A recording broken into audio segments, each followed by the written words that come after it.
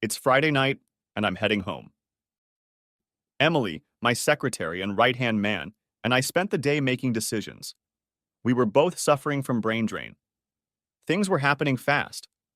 We had new contracts, and production was in full swing. It had been a long week, and I was looking forward to showering, drinking a beer, and reclining in my chair. Honey, I'm home. I'm in the bedroom. I walk in and see her sitting in front of her dresser. She is meticulously applying her makeup. I also see a new outfit. I don't remember seeing it before.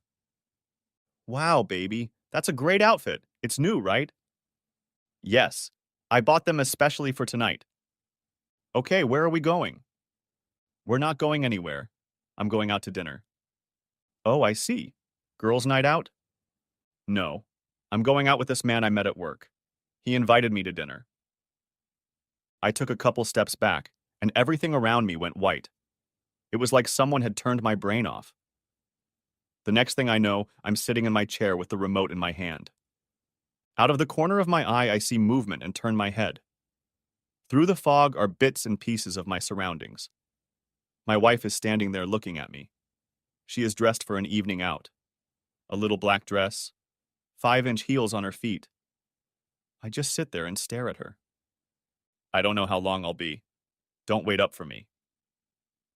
I see her lips move, but the sound is not picked up by my brain. I don't know how long I sit like this before the fog starts to clear. Everything looks familiar, but the house seems empty.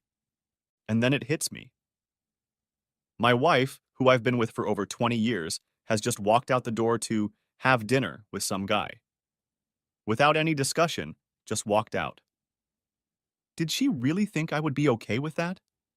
Did she really think I would just sit at home and wait for her to come back? I don't remember saying anything to her. I feel a cold emptiness forming in my chest. It gradually gets bigger and bigger. Then I am overcome with anger and a rush of adrenaline. I hear screaming and realize it's me. My fists clench, ready to strike, but there is nothing to hit with. I realize it's a fight or flight response. I can't fight, so fleeing is my only option. Where I'm going. What I need to take with me. I need money and clothes. Where to? I'll figure out later. I find myself standing in the kitchen. Why am I here? I stand for a moment and then slowly take off my wedding ring. I set it down on the table. I think about leaving a note, but quickly dismiss the thought. This will say it all.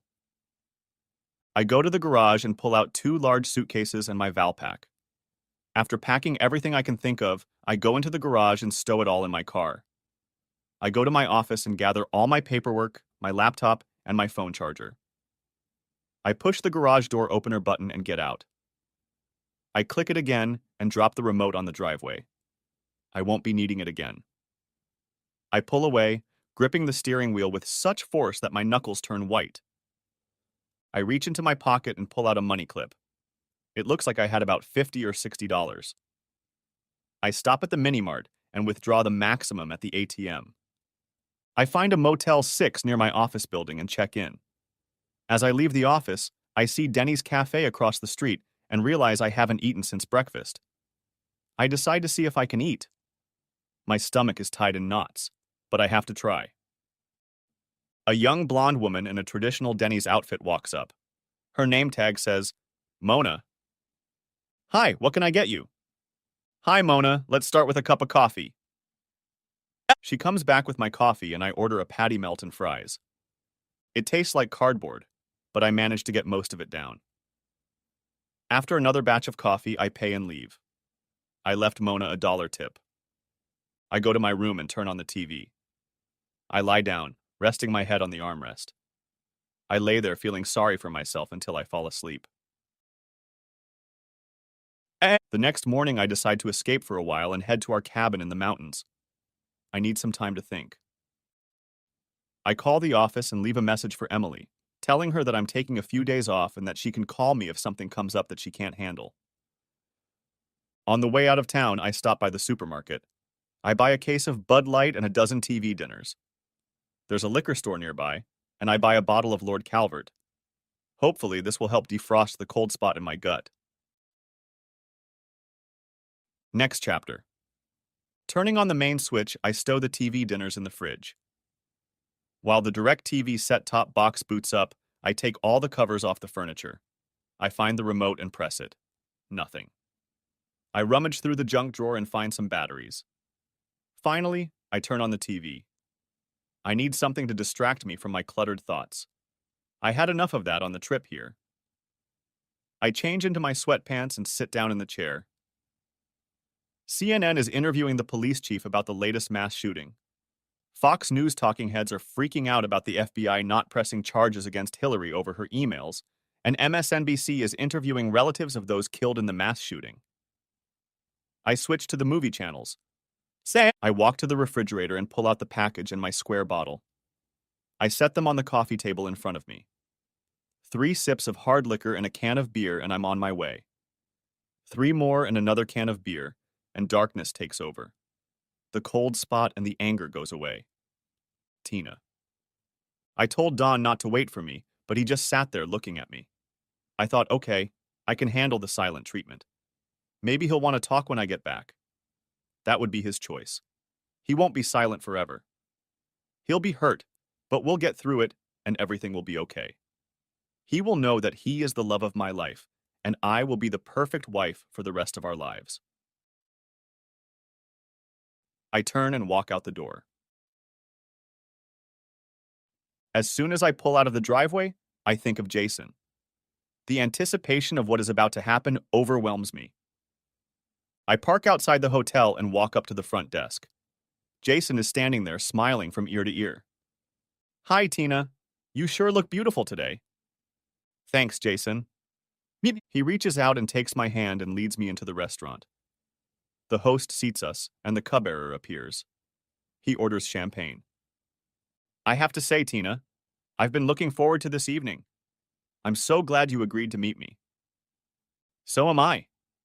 Dinner and dancing are always on my list of pleasant ways to spend an evening. Things will get much more enjoyable afterward. I guarantee it. We had a nice dinner, and the host seated us next to the dance floor. Jason wastes no time. The band starts a slow song, and he pulls me to the floor. He's a great dancer, and it feels like we're floating on a cloud. 3 songs later, we return to the table. Another bottle of champagne appears, and our glasses are filled. We make light conversation. Let's go up to my room and have another glass. The door to the room closes, and we end up on the bed. Of course, we have fun and later fall asleep. The next morning, I showered, put on a little makeup, and got dressed. As I drive up to the house, I hope he is still asleep and not waiting for me. I won't be able to face him in the state I'm in now. I need to think about what I'm going to say to him. I walk into the kitchen to see if he's sitting there. A glimmer of light on the table catches my attention. I move closer and see him. My consciousness goes into some sort of tilted state. I pull out a chair, sit down, and stare at his ring. No, no. My mind flashes through my head. No, please, no. I didn't dare touch it. I didn't want it to be real. I just sat there and stared at it. I don't know how long I sat like that, looking at the ring. When some semblance of coherent thought returned to it, I got up and went into the bedroom. The bed was still made. I looked in the closet and saw empty hangers. I looked at Dawn's dresser. 2 were lying on the floor, and the other 2 were pulled all the way out. All of them are empty. I fall to the floor and sob. He's gone. The love of my life is gone. I crawl over to the bed and lie down. I grab his pillow and cry into it. I can smell his scent as my tears fall onto it. Dawn. The next morning, I woke up with a beautiful hangover. I looked down and saw that I had thrown up on myself. I was about to give up when an odor reached me.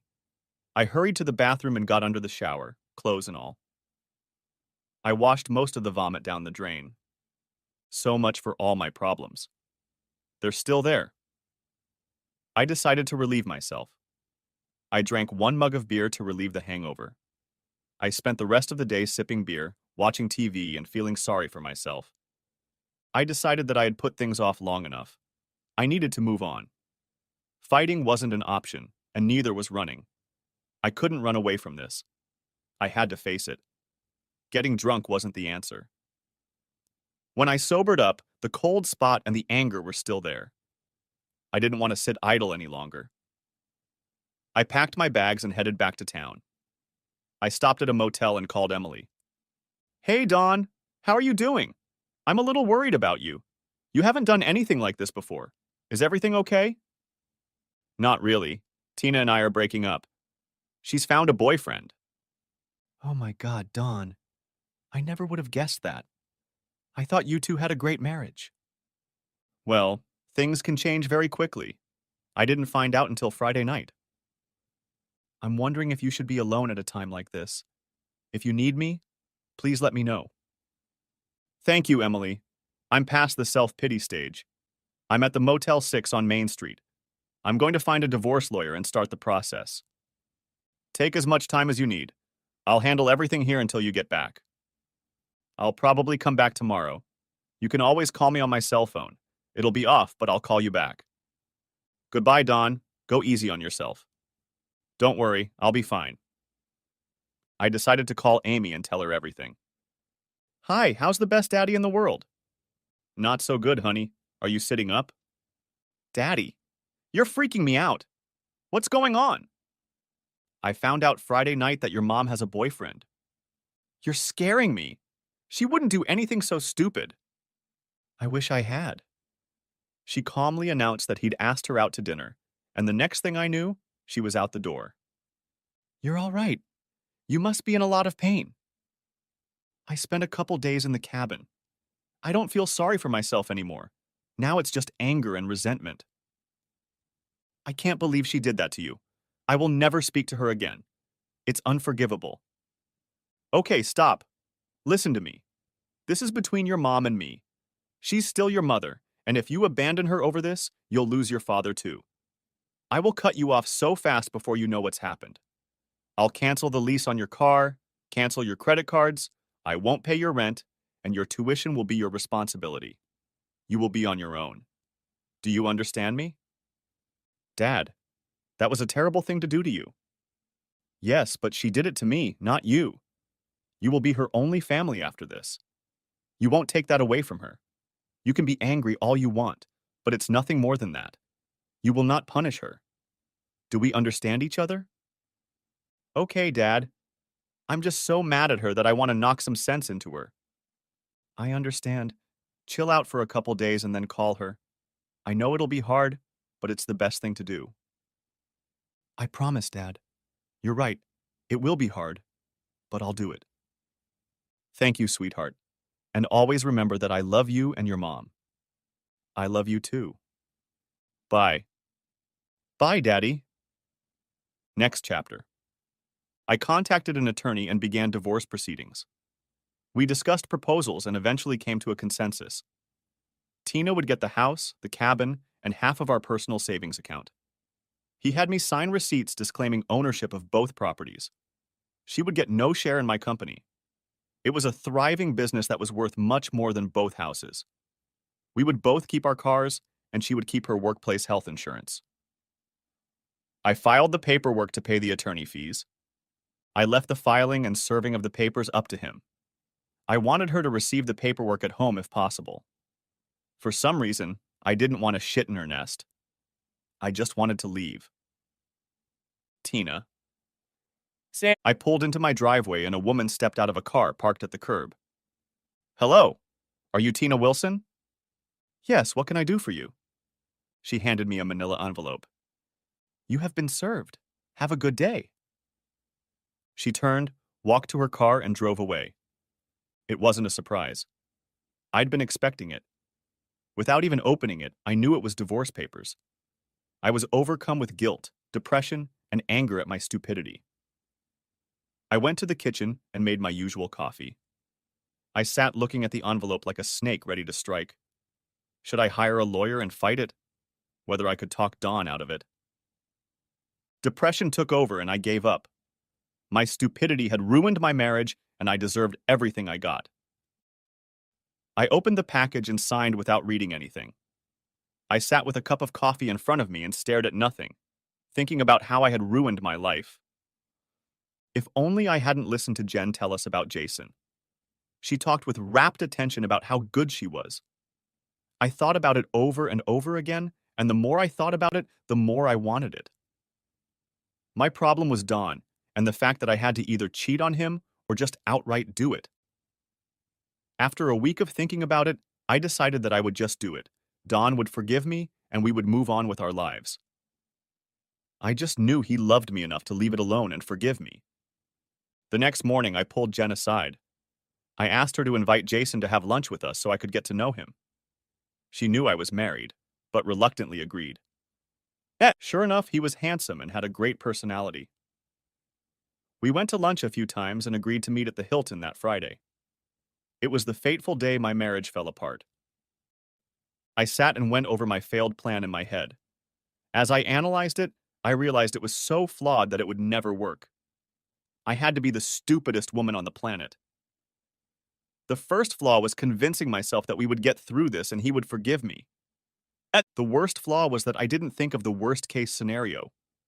It never occurred to me that he would just leave me. When I saw his ring on the table, I knew he would never forgive me. We would never be together again.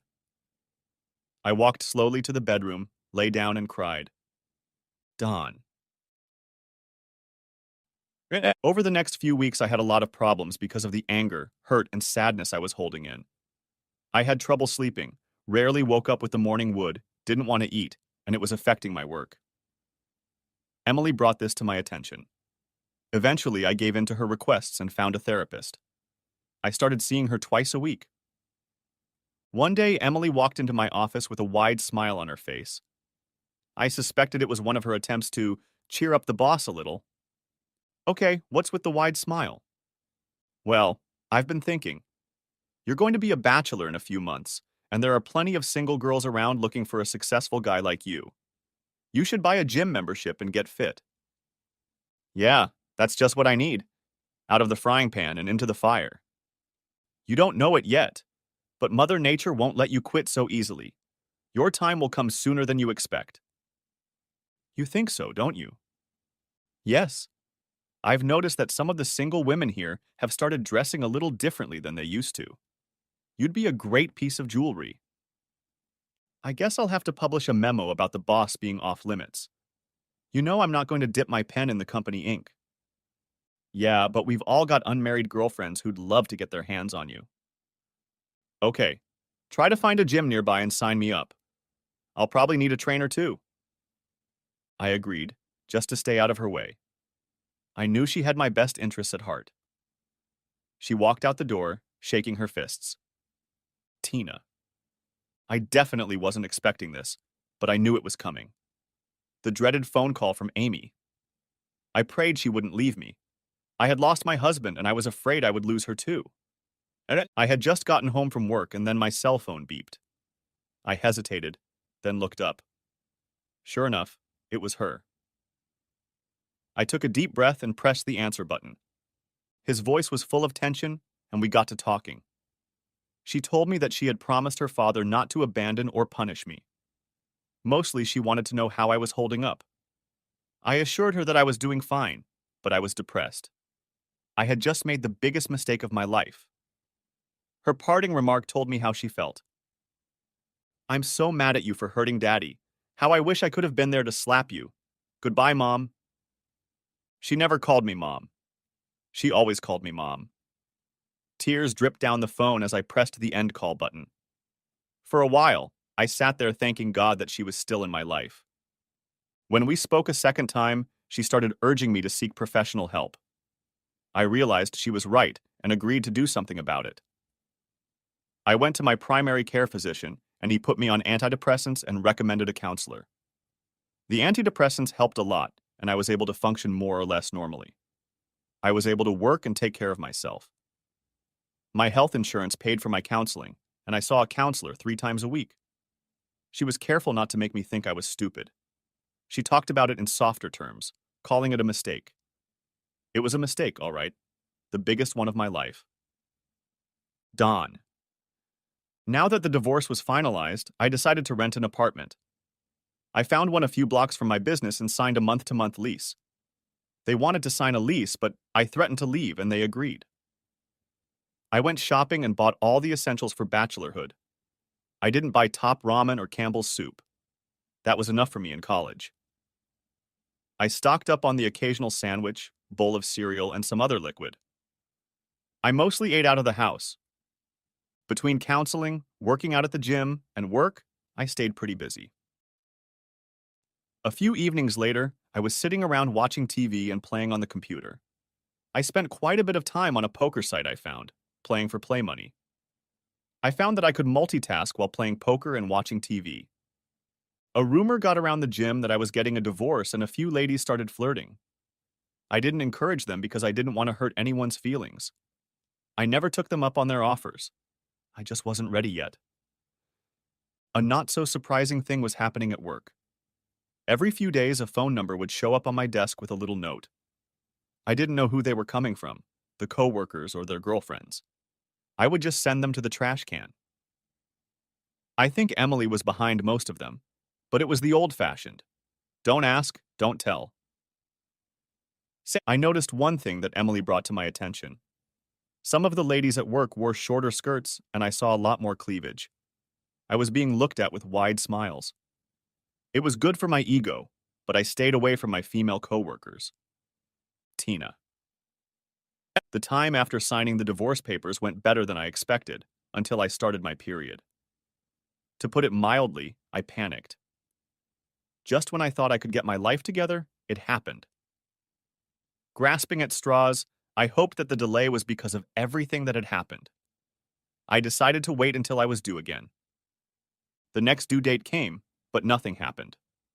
I bought a test and it came back positive. I became even more depressed. Even the 0.001% chance that Dawn would take me back was now gone. God, how many things I'd done in my life for a cheap thrill that turned out to be completely wrong. I needed serious help. I had a terrible decision to make. Give birth and keep the baby? Give birth and adopt or abort? I dismissed the first option immediately. Then I thought about the second. Would I be able to carry the baby to the end of the pregnancy and then give it up? Would I be able to become attached to it late in the pregnancy and want to keep it? That would put me back to the first option, and I didn't want that. Abortion was an option I really didn't like, but I left it on the table. I wanted to find someone who had already had an abortion that I could talk to. It would give me an idea of what I would have to deal with after the abortion. I decided to talk to my counselor about it. I spent 2 sessions talking about it with my counselor. She told me about some women she knew who had had abortions and what she observed they went through. Some coped fine, some lived with the guilt for years, and one she knew was one who had committed suicide, unable to live with the thought that she had killed a child. I didn't want to deal with that, so I chose to have the baby and give it up. I made an appointment with my primary care physician and had a checkup. He only confirmed that I was pregnant and scheduled an appointment for the following month. Because of my age, he wanted to monitor me closely. I remembered all the things we had done with Amy to ensure a healthy baby. Nothing was the baby's fault, and I wanted him to be healthy for the adoptive parents. Don, my trainer, was a sturdy German guy in his 50s. He had a slight accent and was clearly fit. At first, I thought his plan was to put me in the hospital. If it hadn't been for the hot tub, I would have been there by now. I spent a half hour in it after each session. His favorite phrase was, "You work hard, you get a lot." After 3 weeks, the pain was almost gone, and I noticed a difference. He alternated my workouts using heavy weights in one session and then lots of reps with lighter weights in the next session. Each workout started with a cardio workout. I was losing fat and gaining muscle. At the end of the month, I reached my target weight. He lightened up the heavy exercises, and we worked on relief with more reps with light weights and cardio. Needless to say, I was impressed with my progress. I was starting to get a good six-pack. Things were going great with my counseling sessions as well.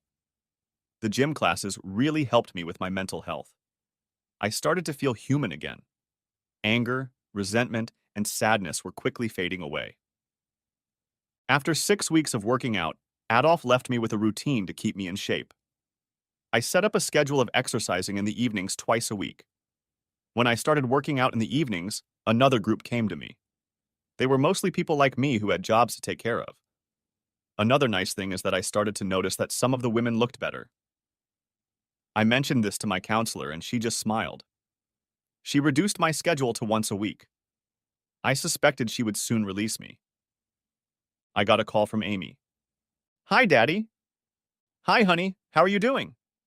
Good. You'll never guess which is which. Okay, then tell me. Mommy's pregnant.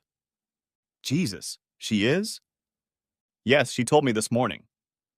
Wow, the gods must be really mad at her. I know. She's handling it pretty well. She's planning on giving it up for adoption. That's probably for the best. I'm a little worried about her having a baby at her age. She's not 20 anymore. Her doctor says it's fine for now. She's a real mom. That's good. Her primary care physician will probably connect her with a good OB/GYN. Oh, and she's putting the cabin and house up for sale. Sounds like she's planning to move. Any word on that? She hasn't said, but I think so too. So, tell me what your plans are for this summer. If you're planning on coming home, I need to move. I live in a small apartment. Things didn't work out with the intern, so I guess I'll move. What about your friend with benefits? I had to let him go. He started making mating noises. I think I'll start looking for a house. Wow, that's a good idea. Buy a house with a pool and a hot tub. When's your last day of school? Next Thursday. It's an afternoon class. Do you need help moving? Oh God, yes. I have too much stuff to cram into the car. Okay, I'll rent a pickup truck and we can rent a trunk for your car. I'll be here with the truck Friday morning. You call the U-Haul company and book a carrier. Get some boxes and pack everything up and get it ready to ship. No problem. Tanya and Ash promised to help me. Okay, I'll see you then. Bye, I love you. I love you too. It took me 3 days to find the house I wanted. It was a 3-bedroom house with a full bath in the master bedroom and a half bath in the 2 spare rooms. The pool was a good size, with a diving board and poles for playing volleyball. The hot tub was large enough to accommodate 6 people. I was going to have to learn how to grill because there was a huge brick barbecue. It seemed like it could serve as a kitchen as well. In the apartment, I used meager equipment. For the house, I would need more. I spent the weekend at the furniture store. Monday, I had to stay home to get everything delivered. I planned to use Amy's decorating skills. I would let her finish everything. I bought a nice 60-inch LG TV that would fit my chair. To finish up, I moved the internet and cable from the apartment to the house. The Thursday before moving day, I rented a pickup truck. I made sure I had an ice chest and a few sandwiches prepared for the trip. I would grab soft drinks and other snacks along the way. Friday morning, I got up at 6 a.m., showered, dressed, and texted Amy that I was leaving. I got the usual okay in response. The trip there and back thankfully went without incident. I like incident-free. We pulled up to the house. Amy grabbed me and pulled me towards the door. Hurry up! I want to see the house. Okay. I unlocked the door and she ran inside. She quickly ran through the rooms and stopped at the back sliding door. Wow, Dad, this is just perfect. This pool is amazing. Oh man. And a hot tub and a barbecue? Great choice. Glad you approved, because you're stuck with it. Now let's unload your stuff. We moved her stuff into the room and I settled into my chair. About half an hour later, I saw her run past in her bathing suit. The sliding door hit the stopper and I heard splashing and squealing. Either she was happy with the pool or the heater wasn't working. I decided to join her and changed into my bathing suit. I made a monster cannonball right next to her and dunked her in. I had to give her a chance to get even. Wow, Dad, you've been working out. Look at you. The ladies are going to love you. Hey, everybody, look at my dad. He's so handsome. Come and get him. Okay, calm down. The neighbors will call the police. Do you have a girlfriend yet? Not yet. I'm still a little skittish. I understand, Dad. Your time will come. Speaking of hot tubs, let's give it a try. She giggled. Apparently, she realized she needed to change the subject. I turned on the jets and we both climbed in. Do you have any plans for the summer? Not really. I was going to call some old friends, maybe hang out with them. You already called your mom. She'll want to see you. I already did. She wants me to go out to dinner tomorrow night. I think she needs to talk. That's great, but I was thinking of something to keep you busy. How about getting an internship at my company? I was thinking of setting you up with Emily. She knows more about it than I do. That's a good idea. After all, I'll get into the business as soon as I graduate. Yeah, sure. I've still got a few more years under my belt. If you decide to do it, you'll need to dress for work. I know you hate shopping, but you'll have to do it. Maybe Emily can help you with that. Wow, that's going to cost you a tidy sum. I'll do it. I hugged her tightly and kissed her. Do you want to go out to dinner tonight? Sure. Where will we go? Let's go somewhere nice. How about Romano's? That's very nice. I think I have a dress that will fit. A former friend of mine with benefits has asked me out a few times. Did you let him off easy? Yeah. He kind of knew I wasn't ready to get married. I just had to remind him of that. He was disappointed but not crushed. Not fit for marriage? Not really. He was a nice guy, but I wasn't in love. I don't think he was either. He was just in love. Oh my goodness. My sweet little daughter stirs up lust in guys. It's genetics. I grew up listening to a lot of moans and groans. That's true. That's the only thing I really miss. That and the loss of a good friend. Did you ever find out why she did it? We didn't talk at all. I think she realized it was over and there was no point. She signed the papers right away and gave them back to my lawyer. Okay, enough of the sad stuff. I'm going to go get ready. You call and make reservations for us. I picked out one of my best suits and started getting ready before Amy did. I didn't have to wait long. She walked in and I just looked at her. She actually had a dress on. She stopped and struck a pose for me. Wow, you look really good. I think my little girl has grown up. Thanks, Daddy. You look really pretty too. Everyone will think you're my sweet daddy. Great, so I'm a dirty old man. I wish I had a big diamond ring on my finger. I guess they'll think what they want. I think so too. Come on, I'm starving. Okay, load up. We pulled into the parking lot, and the young man walked to Amy's door to help her out. I watched his reaction. Her dress was quite short and exposed a lot of leg. The guy didn't miss a thing. I think she even gave him a little luck. I had to chuckle. I handed the owner my black Visa, and he took us to a table. He sat Amy down, and I noticed he checked out her cleavage. I couldn't blame the guy. She showed enough to get his attention. How about a bottle of Dom? Perfect, honey. I almost choked, and she laughed. You're a bad girl. I'm sorry, honey. I couldn't resist. I'm playing your trophy wife. I just shook my head and looked at the menu. Wow, honey. I can see the bandstand. We can dance later. Sure, why not? I still remember a few of the moves. I still remember how to tango. I know it's your favorite. We finished dinner just as the band started to warm up. Next chapter. I put Amy in charge of decorating the house. We needed a lot more than I'd bought. She took my credit card and got to work. The furniture delivery started, and gradually everything fell into place. She did a great job and we settled into the house. She took over running the house, cooking and cleaning. I knew she would make a great wife to some lucky man. One Monday morning, Emily followed me to my office. She set up my schedule for me and the department heads came in for a morning meeting. Emily carefully took notes on her notepad, asking questions as she went along. The meeting ended and I asked her a question. Edda, I've been talking to Amy and I want her to come in and familiarize herself with our work. Would you mind taking her under your wing and showing her around? Sure, but is it just for one day or for the whole summer? Well, I was thinking of doing it for the summer. If you don't agree, I'll think of another way. Sounds like she's serious. I think she is. She said she doesn't have any other plans yet. She's still a whole year away from getting her degree, and I thought a little on-the-job training might help. I don't see any problem. Bring her here and she can get her feet wet. Great. I don't want her in the pool all summer.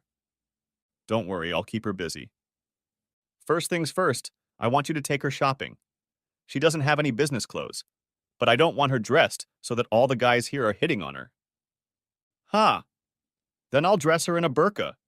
She's a beautiful woman. They'll stare no matter what. I could put up a memo. Don't molest my daughter. Just stop it. I'll handle the clothes. She'll deal with the guys on her own.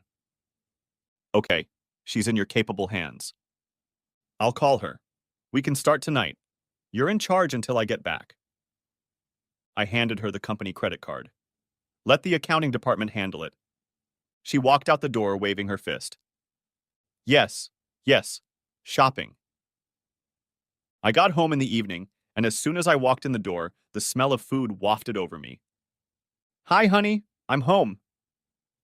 Amy giggled, hugged me, and kissed my cheek. Dinner's almost ready. You have time to take a shower. I reached the living room and stopped. The couch and chair were littered with bags of clothes, shoe boxes, and lots of little bags. The labels said it all. Holy shit, Amy. You bought out an entire store? Well, we did load up on their stock. I put all the blame on Emily. She picked out all the stores. Well, you'll certainly be dressed for success. Like they say, dress for the job you want, not the job you have. I knew Tuesday was going to be an interesting day. Amy was supposed to show up an hour after me. She was in the bathroom putting on makeup when I got ready to leave. I knocked on the door. She came out and I had to grin. She was only wearing part of her makeup.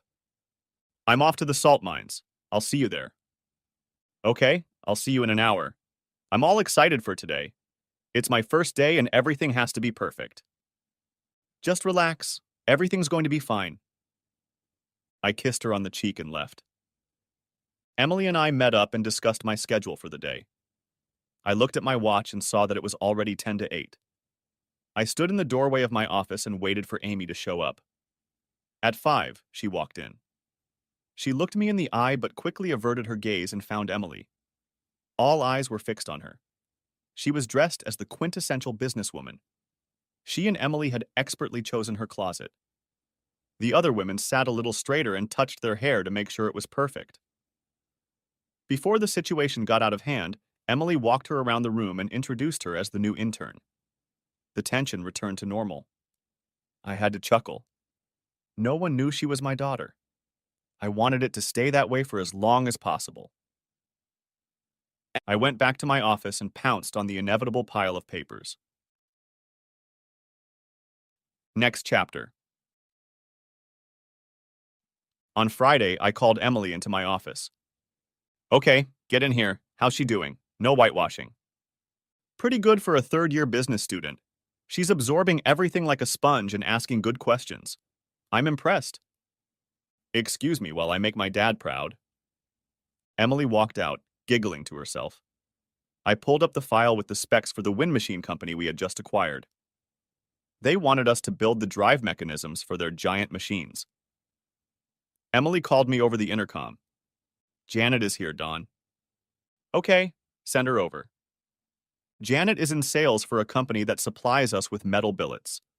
She took good care of us since we were one of her biggest customers. We used her products in production, testing, and prototypes. Janet, come on in. It's good to see you again. Hi, Dawn. Just came by to see how things are going. We went through all the orders for the last 2 weeks. She wanted to know if there had been any problems. I assured her that everything was fine. Then I remembered what Amy had said to me the night we danced. I needed a girl. Janet was a pretty redhead. Shortly after she got our account, I noticed she was a little flirty. I decided to make a move. I had known her long enough to realize that we could share business and pleasure. Her company was the perfect supplier for us, and there was no danger of them losing our account. Well, we've got the business sorted out. What are you going to do tonight at dinner? I haven't any definite plans. Do you have anything in mind? We both smiled. She knew. Where are you staying? I'm at the Holiday Inn. Okay, let's meet there, say around 6. I'll even buy you a drink. Wow, how can I turn down a free dinner? I sent Amy a text. No dinner, taking your advice. Her response was okay, with a big smiley face. A little after 5, Emily walked into my office. I've already built up my energy for the weekend. Is there anything you need to do before I leave? Nothing that I can think of. Have a good weekend. She smiled understandingly and said, You too. No secrets around here, huh? Not many. She turned and walked out. I went to what I call my cubby hole. It's a half bath with a small closet.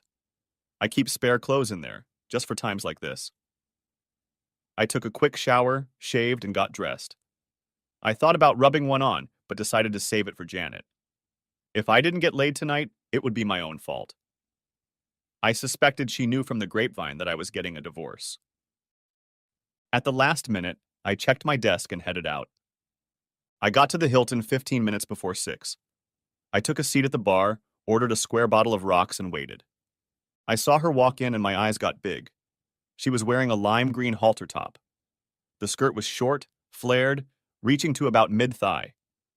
The dress was accompanied by sheer shorts and green shoes. In a word, she was hot. As she stepped closer, I stood up. Holy shit, Janet, you look amazing. Clearly better than in your work clothes. Thanks, Dawn. I thought you'd like it. She took my hand and we headed into the dining room. The host seated us, and I held out my Visa card to him. Write down the bill, please. Very good, sir. Your server will be right with you.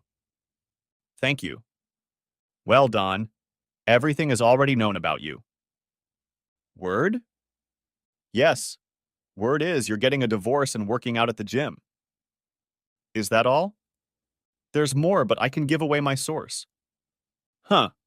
I already know your source, but I won't give her away either. The server appeared, and we discussed the menu. She agreed that a bottle of Dom would be just right.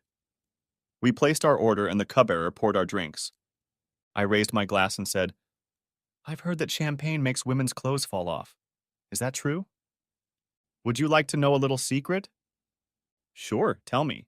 I promise not to tell. You don't need champagne with me. I've wanted you since I first saw you. I knew you were married, so I didn't make a move. Now I can't wait to see how all that time in the gym has gone for you. Can you keep it under control until we eat? I skipped lunch today. I've waited that long. Another hour doesn't matter. Do you mind if I ask, why aren't you married? There must be a bunch of guys after you. I was married when I started in sales. I traveled so much that my old man started flirting with me. I didn't want to quit my job, so we split up. I didn't want to try again and have it happen all over again, so I stayed single. I understand. That's what ended my marriage, except I wasn't on the road. I never found out, but she must have found something she wasn't getting at home. I think your marriage was harder to get over than mine. It was hard. I was treated by a psychiatrist for a long time. Thank goodness it's all behind me now. She was good and put my thoughts in order. The waiter appeared with the food and the conversation ended. While we were eating, she asked, You have a daughter. Tell me about her. She's a beautiful brown-eyed college girl. She's studying business. She told me she wants to run my company when she graduates. She sounds like a smart girl. You have a great business.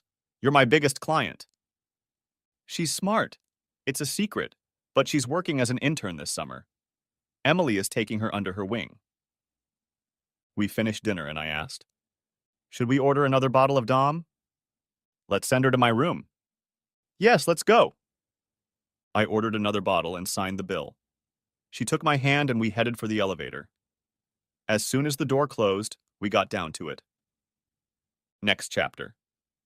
It was about 10 in the morning when I finally made it home. Sure enough, Amy was at the pool. I headed for the hot tub. Amy watched me get out. Hey, Dad. Looks like you had a good time last night. Did you at least have dinner? Yeah, Janet and I had dinner at the Hilton. Who's Janet? She's a sales rep for Acme Metals. She services our account with them. Yeah, You handled your account last night. I guess you could say that. We had a good time. Good for you, Dad. It's about time. How are things going with you and Emily? She's great. I think she's getting everywhere on time. Yes, that's why she's so valuable to me. I never worry if I need to be away for a day or two. Did she give you a report on me? Yes. She said you absorb everything like a sponge. She's impressed, considering you're in your third year of business school. I think I'm going to enjoy working there. I've met so many nice people. Have they realized you're my daughter yet? I don't think so. No one has mentioned it. Try to keep it that way. They might treat you differently if they found out. I will. By the way, Dad, how long has it been since you've had a vacation? You know, a real one, not just a weekend.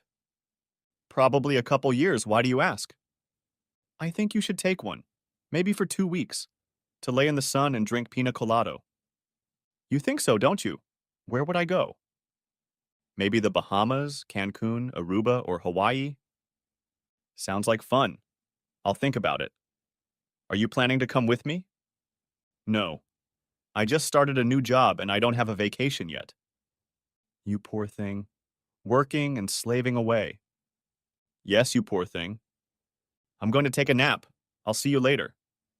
Yeah, you probably need a rest after last night. I just looked at her and went to my bedroom. Monday morning, I finished my morning routine with Emily and the department heads. I thought about what Amy had mentioned. It had been a long time since I had taken a real vacation. The last time I was with Tina was 2 years ago. We spent 2 weeks vacationing in Hawaii. I decided to go on vacation. Emily, come into my office, please. Yes, Don. What's up? Amy and I have been talking about taking a vacation. She wants me to lie in the sun for 2 weeks. Any ideas about that? I hear Aruba is really nice. Okay, book me a hotel and fly out this Saturday. That's a great idea. I think you'll like Aruba. Betty from HR went there last year. She said it was great. I'm going to Aruba. Next chapter. I sat and watched out the window as Aruba approached. We made a circle and made a perfect landing. I got lucky and found my luggage. It was on the same airplane as mine. I took a shuttle to the hotel Emily had booked. The bellhop unpacked my luggage and I thanked him and high-fived him. I stripped down to my boxer shorts and laid down for a nap. At 6 o'clock, I found myself at the restaurant with a pina colada and a menu in hand. A great start to a 2-week vacation. Table for one. I finished my dinner and headed to the bar. I spotted the dance floor, but the dance band hadn't shown up yet. I switched to beer and looked around the place. It was mostly couples, but a few pairs of ladies occupied a few tables. On the second beer, the band showed up and did a little warm-up. I started looking for a dance partner. When the first song came on, all the ladies without partners huddled around the bachelor party line. I mentally noted that I would have to be fast to get a dance. After the band played about 4 slow songs, the stag line looked like it was exhausted, and most of the unaccompanied ladies sat on the sidelines. Apparently, you can't always be first with the majority. I spotted a pretty girl. She looked to be in her early 30s. I approached her and asked her to dance. She said yes. It was a slow number, so we had time to chat. Her name was Betty, and she was from San Francisco. She worked as a secretary for a stockbroker. As we danced, she tried to keep her distance, and I left her after one dance. It was like dancing with my sister. I decided to have another beer, and if things didn't improve, go back to my room. I danced with 2 more women, and it was the same as the first time. As I was walking back to my room, it dawned on me that I might be the problem. I had been away from the so-called dating scene for so long that I didn't know how to nail it. I decided to just relax and let things happen. I would wait and see what attracted me. The next day after breakfast, I decided to take Emily's advice and get some sun. I walked down to the beach and found an umbrella and a couple lounge chairs. Looking around, I saw a small bar located nearby. I grabbed a pina colada and a bottle of sunscreen. I was lying there, admiring the women frolicking in the surf, and noticed a pretty girl by an umbrella 25 yards away. I had my girl watching watch on, so I examined her closely. She was blonde with very fair skin. I decided to go for a little run. I didn't feel like taking a break from my exercise routine for 2 weeks. I walked down to the hard sand and started a fast run. When I got to what I thought was about 2 miles, I turned around and started walking back. The last 100 yards I went at a full sprint. I went back to my umbrella, took off my shirt and shoes. I jogged to the water and swam a few yards to cool off. After swimming in the water for a few minutes, I swam back and parked myself under the umbrella. I looked at the blonde, and I thought I smiled slightly. Of course, thoughts of the dirty old man flashed through my mind. I slathered on some sunscreen and lay in the sun. I quickly got hot, so I pulled myself together and went back to the room. I didn't want to fry on my first day in the sun. I took a nap and went downstairs to eat. With a nice filet mignon, baker's pie, and salad in my stomach, I wanted to go back to the room. I didn't bother with the bar anymore. I watched a couple of movies and dozed off. The next morning, I had breakfast and went downstairs to get my umbrella. As I approached, I noticed a blonde woman sitting at the table next to mine. When I sat down, she looked up at me and I saw a slight smile. A few guys started talking to her, but after a few words, they left. While she swam, I grabbed a cold one. I finished my beer and stood up. I'm going to the bar to get another drink. Can I get you one? She hesitated for a few seconds. Yes, please. Get me one of the ones with the little umbrella. I can never remember the name of them. I'll get it right away. The bartender smiled at my order. I watched him prepare something with rum. I went back and set down her drink. Here you go. One umbrella drink? Be careful. I saw him add rum to it. It's probably something of that 150 strength stuff. Thank you. You're so kind to bring me a drink. Why don't you join me? My pleasure. Thank you. I saw the engagement ring and almost walked away. With my past, the last thing I wanted to do was get involved with a married woman. For a few seconds, I thought about leaving, but decided a harmless chat wouldn't hurt and stayed. My name is Ingrid. What's yours? You can call me Dawn. It's very nice to meet you. What brings you to Aruba? Long story short, I'm celebrating my divorce. My daughter said I should lie in the sun and drink pina colados, so here I am. What kind of business do you run? I own a robot manufacturing company. We make high-speed robots, milling machines, CNC machines, and 3D printers. Robots like R2-D2? I grinned. No, they're used in manufacturing. Sounds interesting.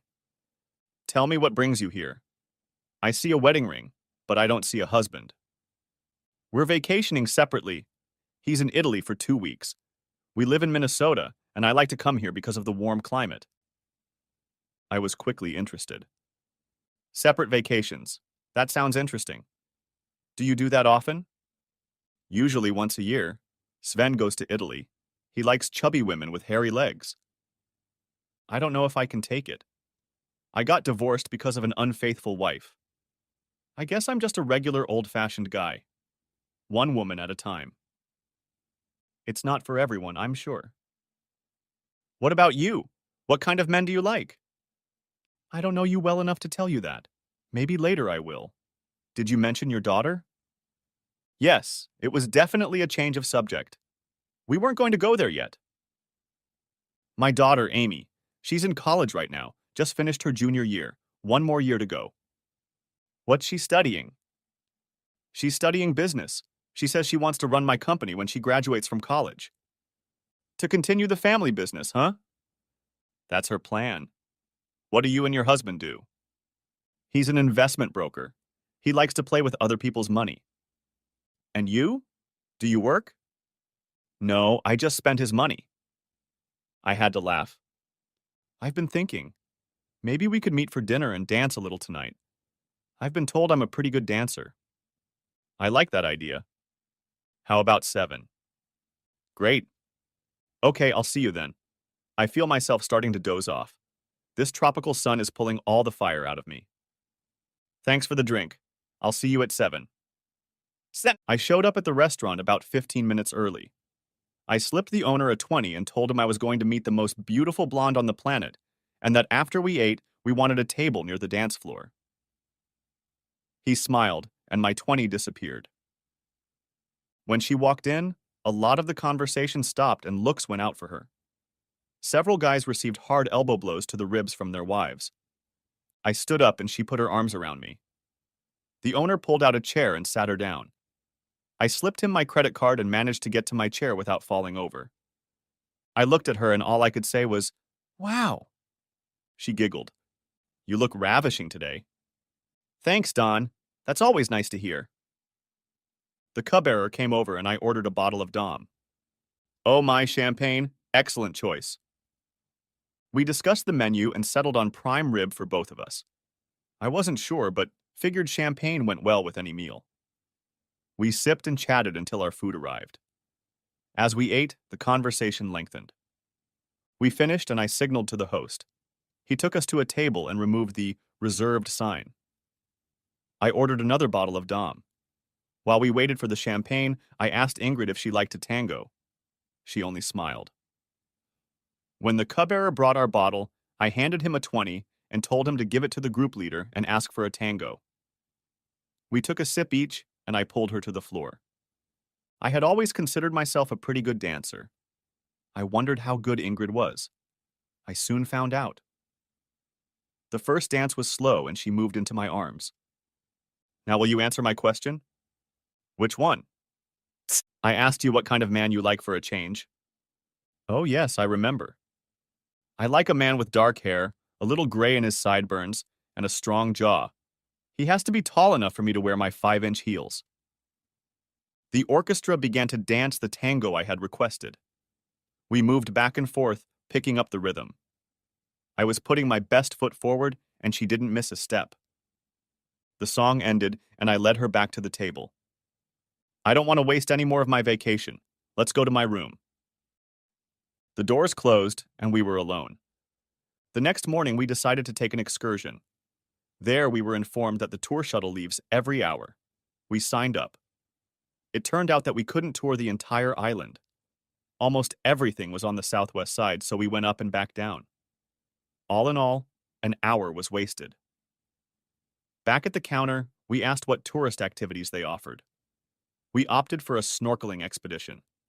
This turned out to be a much better experience. We learned that the Southern Caribbean is home to many beautiful tropical fish. We soon learned that most of the tourist activity is nightlife. We did get a good massage and learned how bad we were at golf. We started hitting the nightclubs at the various hotels.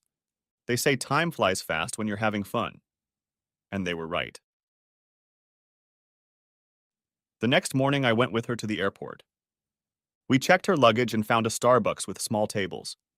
We sat on opposite sides and I held her hand.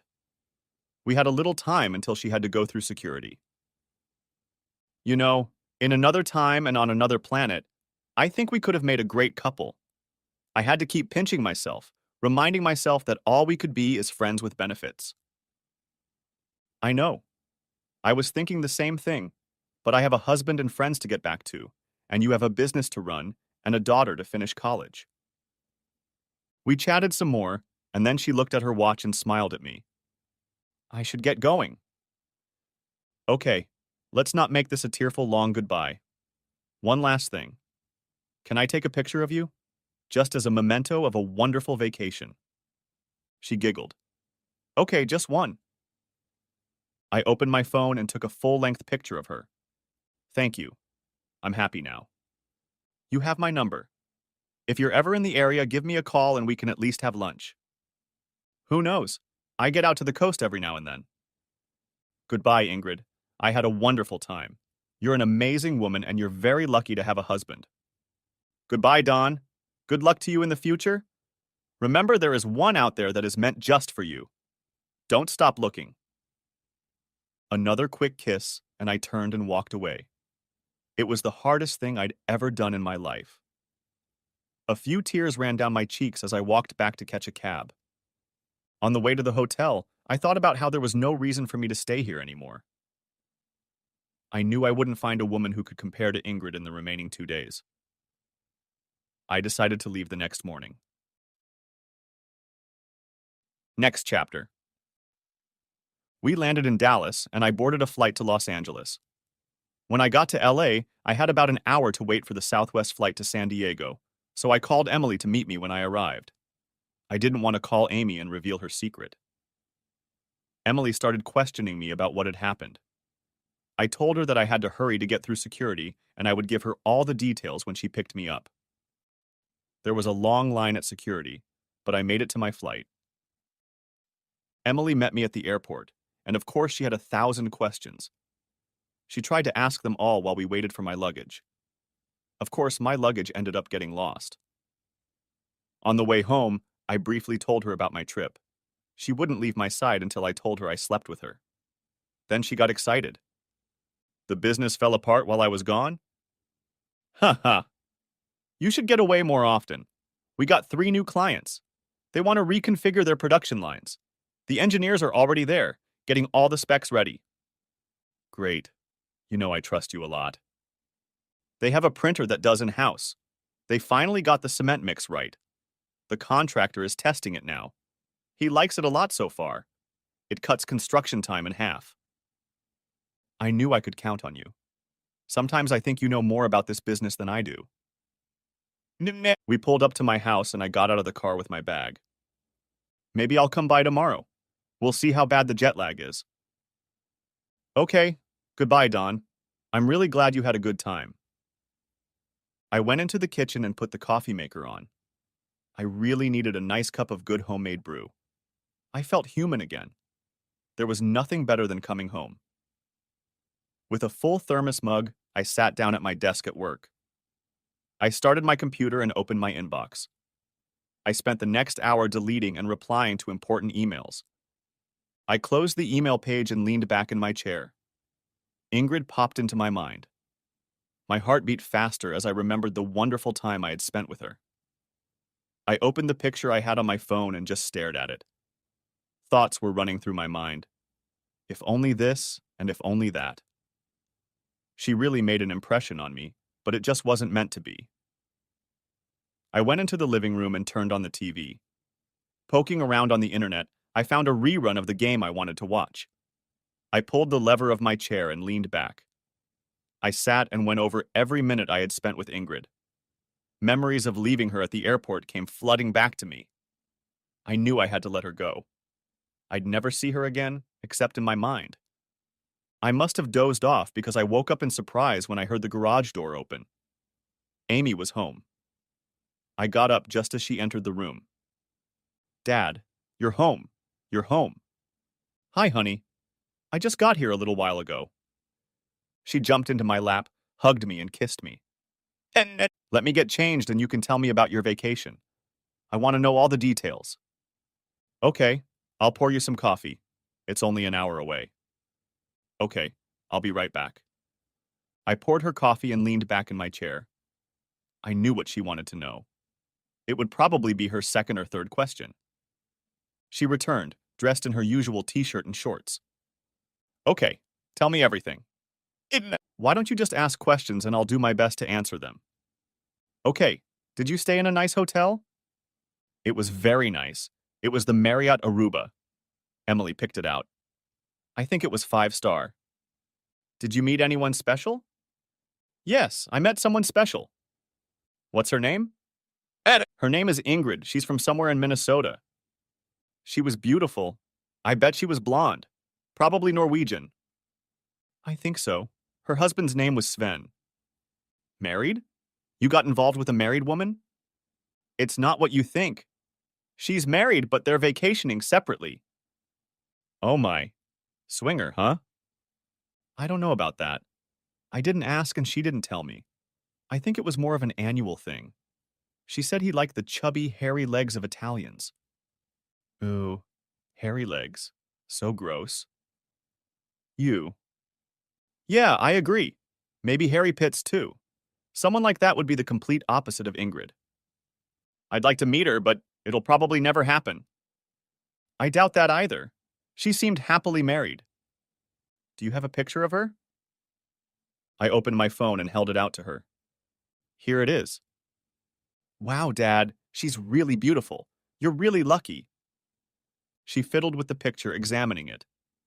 She could have been a movie star. Okay, enough about that. What are we having for dinner? How about pizza and a nice red wine? Sounds good. Call. Over pizza, we chatted about how things were going with Emily and whether she wanted to work here when she graduated. She told me about the high school friends she'd dated and the guys who hit on her. You mentioned the guys who hit on you. I have a strict rule. Don't date anyone from work ever. It's a rule I always enforce. Okay, I can see that. A few people have been checking up on me. I don't doubt it. If any of them start pressuring you, I want to know. They'll get one warning, and then it's business as usual. Are employees allowed to see each other? Sure, but you and I aren't. If they want to date, that's fine. Sometimes it can be a problem if employees date, because if they break up, usually one or the other gets fired. I select my employees very carefully, and I don't want to lose them over something like this. I understand, Dad. It's a good policy, and no one is pressuring me. I'm curious. Does anyone at work besides Emily know you're my daughter? I don't think so. She told me not to mention it. Our last name is so common that they haven't put two and two together yet. That's okay, but it's better if they don't find out. If someone asks, you can wave the question away. I understand what you're trying to say. I won't tell anyone. I have some plans for you after graduation. I want to make Emily my personal assistant, and you can start working as her secretary. That way, everything she does will come across your desk as well. And after a while, I'll be moving you around all the departments. It might turn up some people's noses, but they'll be able to put up with it. Emily is a really good employee and knows how to explain things. I can see why you rely on her so much. She makes my job so much easier. That's why I pay her so well. I don't want anyone stealing her. We finished eating and Amy picked up the remote. Of course, she chose a chick flick movie. I dozed through the whole movie, but finally gave up and went to bed. Next chapter. Things were going well over the summer, both in business and in my personal life. We were bringing in new clients, and I was just about ready to look for another building. Emily wanted to hold off because a few clients were due to fall off in September. I took her advice. Things were working out for Amy. She really liked working for me. Emily had nothing but praise for her. She met a friend of a friend of a friend, and he became her friend with benefits. I met him, and he seemed like a nice guy, but I could see that he was not the right mister for her. I guess my dream of grandchildren will have to wait until after high school. My life was going about as well as one could expect from a single guy. Janet came to visit me every 2 weeks, and we had Friday night get-togethers. Things went smoothly for about 4 weeks, and then she started canceling several times. I saw her change. She became emotionally distant. I think she fell in love with me and had to let it go. By mid-August, things were back to normal. I was fine with that because I picked up a couple buddies at the gym. At the end of August, Amy had to go back to school. I helped her move all of her stuff except for the work suits she and Emily had bought. She shared an apartment with Ash and Tanya, two of her buddies. It took me a while to get used to living alone again. I missed my little simpering Amy. I started spending more time at work and at the gym to pass the time. I heard about Tina from Amy. She rented out both the cabin and the house. I knew she would be leaving soon. Her pregnancy was going well, despite her age. The information from Amy about her mother was slowly fading away. I knew Amy was in touch with her, but she was talking less and less about her to me. That was fine with me. One day in November, I drove by Tina's house and saw that the realtor's in process sign was gone. I guessed she had closed. I wondered if she would call me when she was going out of town. Turns out she didn't. Amy told me she moved to Seattle at the end of September. I never heard a word from her. She probably didn't want me to see her with her pot belly. After the move, Amy never mentioned her again. Next chapter. In late March, I sat at my desk, buried in papers. My cell phone buzzed. I looked at the caller ID and almost peed my pants. I took a deep breath and pressed the answer button. Ingrid, is that really you? Hi, Dawn. Yes, it's me. This is a pleasant surprise. What's going on? Well, I'm at the Los Angeles airport, waiting for my luggage. I see. What brings you to Los Angeles? Let's call it the destination of my decision. I don't understand.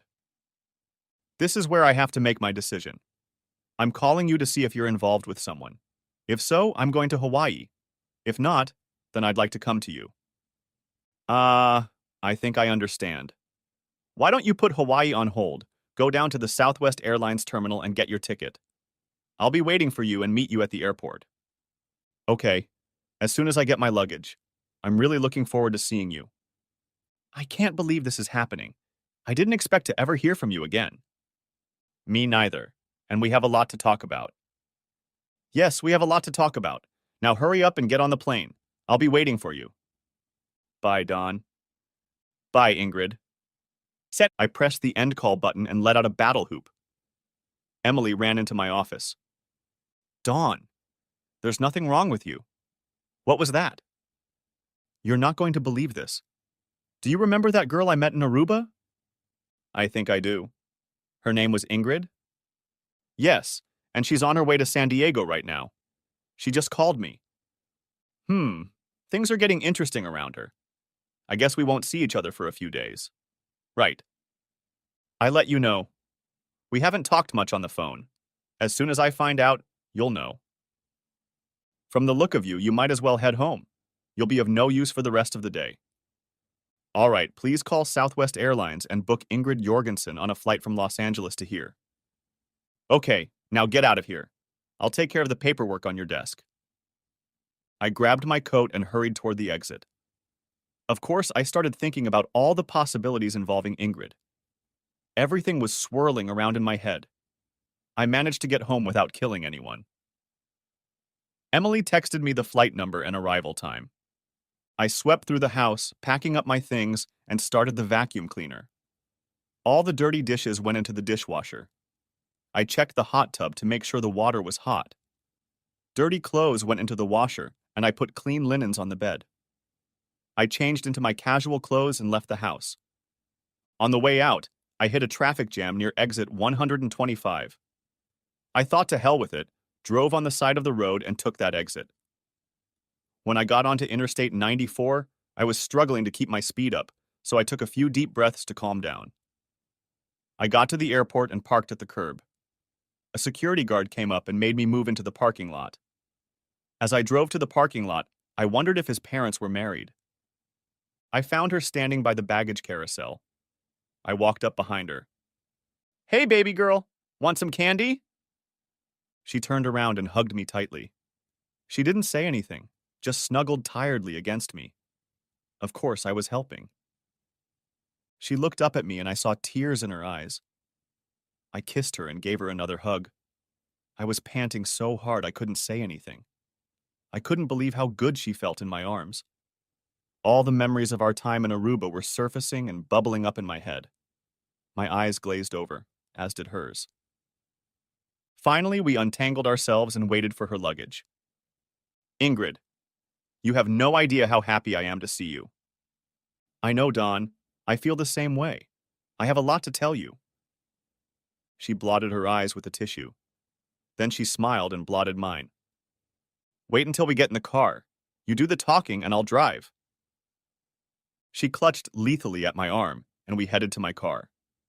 I loaded all my stuff and left the cart standing.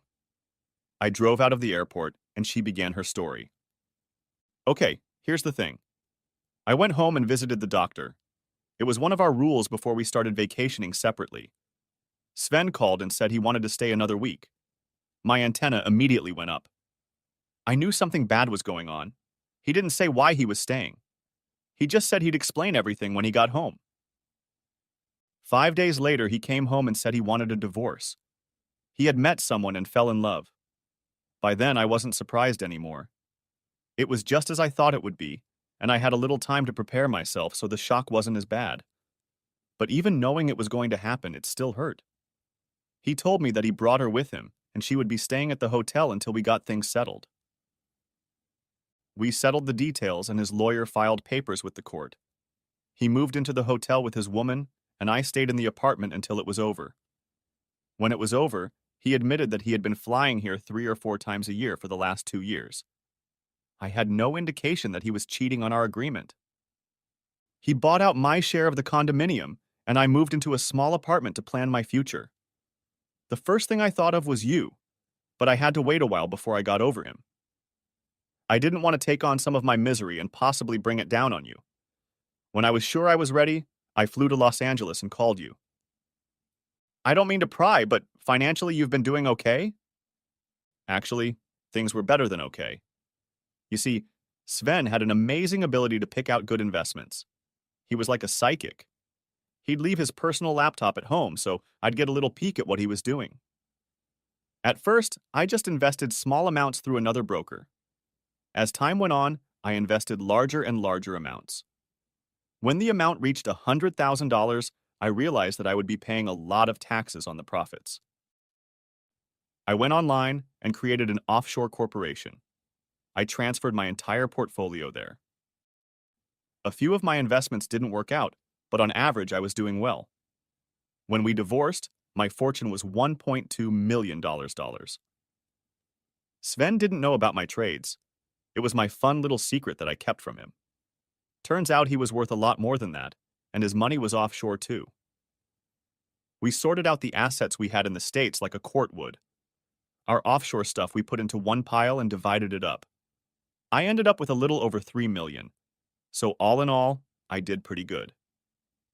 We're doing a kind of confession thing here. You want to know a little more about my breakup? I know there's a lot I didn't tell you in Aruba. It's not hard for me to tell you. It's a story now. It's up to you if you want to know. I don't need to know. It's just like you said. It's all history now. Okay, but there's something I want you to know. When I left you at the airport that day, it was all I could do to hold myself together. I wanted to turn around and hug you again, but I knew I couldn't. I knew you had to leave and there was nothing I could do about it. I actually cried on the way back to the hotel. I left the next day. It took a while, but I had to accept that I would never see you again. I guess my reminders that we were just friends with benefits weren't convincing enough. It took a while, but I managed to hide the memories in a special place in my heart. I knew I had to move on. When you called, it all came back. I'm glad you still have feelings for me. I went through the same thing. We probably affected each other more than we'd like to admit. In fact, realizing that you might be around helped me get over the breakup with Sven. You had a big impact on Amy, too. I showed her a picture of you. She thought you could be a movie star. Yes, in my dreams. Speaking of Amy, when can I meet her? In person, probably at Easter. If you want, we can chat on Skype. Skype? Is that the kind of video chat? Yeah, it's great. It's like being in the same room. Okay, let's do that. It's more personal than a phone call. I turned onto my street and pulled into the driveway. I flicked the remote and pulled into the garage. Here we are. Come on in and look around while I unload your stuff, okay? I can't wait to see everything inside. It looks so nice from the outside. It's so different from what I'm used to. No elevator, no doorman, no parking. What's the name of this town? It's Alpine, sort of like a bedroom community for the rest of the county. We got out of the car and I opened the door for her. 4 trips later, I looked around and found her standing in the back lot. Well, what did you think? Oh my goodness. Your house is beautiful. It's so warm and cozy. I had Amy decorate the house. She did a great job. Yeah, she did great. I can't wait to try out the pool and hot tub. The pool is heated, so we can use it any time of year. It's just that you'll have to rush back inside in the winter. Oh my goodness. This is heaven. Whoever came up with this was a genius. I could stay here forever. Let's go see if Amy's around. It's time for her to meet you in person. We went into my office and I started up my computer. Ingrid stood next to me and watched me. I started up Skype and set up my webcam. I sent Amy a message. Skype. She replied with her usual, okay. A few minutes later, her face appeared on my monitor. She set up the webcam and sat back down. Hi, my favorite daddy. What's going on? Hi, sweetie. I have a little surprise for you. Oh, great. I love surprises. Remember when I was in Aruba, I told you that I met a very unusual woman? Yes, her name was Ingrid. I reached out and placed Ingrid in my lap. Meet Ingrid. I watched as her mouth opened. Her mind tried to comprehend what she was seeing. She brought her hand up to her mouth. Hi, Amy. It's so nice to finally meet you. Dad. Ingrid? Oh my goodness, it's you two. Ingrid, you're here, I mean there. I don't know what I mean. My God, I can't believe it. You're together. She squealed, got up and ran around the chair. She sat back down. Oh my God, I'm so happy for you guys. I'm going to pee my pants. This really happened. Yeah, it really happened. She came in this morning. Holy shit. I have a million questions. Tanya, Ash, come and have a look. My dad has a girlfriend. Come and see. Two faces came into view. Hi, Dawn. Hi, Ingrid. Nice to meet you. Wow, Dawn. You're really lucky. Ingrid, you're so beautiful. I guess I'm the lucky one. Hey, we're both lucky. I'm so happy for you two. Never in my wildest dreams did I think this would happen. I didn't think either, honey. She just called out of the blue and here she is. Oh my God. I just realized I'm going to have a stepmother. Ah, wait a minute. Don't get ahead of yourself. She just got here. Huh. I can tell by looking at you two. It's going to happen. I just know it. Ingrid didn't say a word. She just leaned over and kissed my cheek. Ha, Dad. You're done for. You don't stand a chance. I can see the big hook in your mouth. I'm so happy. You two really hit it off. What a wonderful day. I have to agree with you. I can't wait for Easter. Ingrid, we'll definitely go shopping. I know all the good stores. Sounds like fun. There's no such thing as too much shopping. We should get going. I've introduced her to the hot tub. Now it's time for the pool. Bye, honey. Bye, Daddy. Bye, Ingrid. See you at Easter. I closed Skype and shut down the computer. And for the rest of the week, I took her around the city like we were tourists. We went to Balboa Park and walked around it. We toured the USS Midway, went to Legoland and the zoo. UCSD had a pretty good theater program, so we saw some plays and of course went to the beach. She really liked the Gaslight District. Some of the best restaurants are located there. Dinner and dancing were on our entertainment list. I took her to the Mercedes dealer and leased a car for her. She was a little wary of driving on the famous California freeways, so she just followed me all the way home. I drove safely in the right lane. The rest of the time I had her drive while I navigated. After a few times, she gained confidence and did fine. Unfortunately, our little honeymoon had to end, and I had to go back to work. I didn't want to abuse the relationship with Emily. She did everything I asked, but it wasn't fair if she did her job and I did mine. On Monday, I went to work. Of course, everything was fine. She was doing a great job as always. She didn't ask many questions about Ingrid and me, but she knew from the smile on my face that everything was fine. Coming to Ingrid's house every night was easy and familiar. Next chapter. Amy came home for Easter vacation, and she and Ingrid bonded in 2 minutes. I barely interfered with their relationship. I hid at work, and they did every girly thing they could think of. I don't know which one of them came up with the idea, but they colored Easter eggs and I had to hunt for them. They had a good laugh as I wandered around the backyard holding my little red and pink basket. We flew to Amy's graduation ceremony. Along with 3 other graduates, she had received the award for the highest GPA in her business classes. Of course, I was a proud papa. I had to rent a truck again, and back they drove back together in Amy's car. Once she got home, she found an apartment, and they spent a week getting her settled in there. Once again, I didn't get involved. Amy went back to work, and 2 weeks later it was revealed that she was my daughter. It went well because everyone remembered her from last summer. An interesting thing happened to Amy. One of our orders from Acme Metals was very unsuccessful, and the vice president of sales showed up to fix the problem. He met Amy at one of our meetings. After the meeting, they disappeared, and the next night they went out to dinner. It turned out that his father was the owner of the company. I started teasing her about the merger. As it turned out, they dated for about 6 months and she proposed to me. She said yes, and I placed an order for 3 grandchildren. Amy offered to have a double wedding, but Ingrid and I declined. We discussed it, but we both felt it was too soon. To get even for our refusal, she started calling Ingrid Mom. Amy asked me if I would have a problem if Tina came to the wedding. I replied that I would be disappointed if she didn't invite her. I even offered to put her up in a hotel. She showed up with a guy in tow.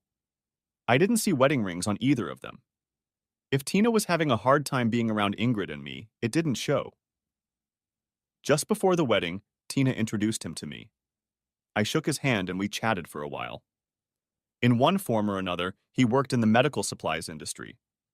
I had no problem meeting Tina. It was water that went under the bridge and headed for the ocean. I walked Amy down the aisle and handed her to Sam. He looked a little pale as they recited the vows, but he managed not to pass out. Ingrid had done everything she could for the reception. There was live music, a huge amount of food, and an open bar. The newlyweds stayed for a long time, and we danced all the dances. And yes, I danced with Tina. We talked about how happy we were for Amy. No old wounds opened up. I got the feeling that she had gotten over it too. Ingrid and I, Sam's mom and dad, Tina and her date sat at the same table. I was pleased with the way the evening had turned out. Nothing had happened to ruin it for Amy and Sam. The end. Thanks for watching. I hope you enjoyed it. So subscribe to my channel and watch the next video.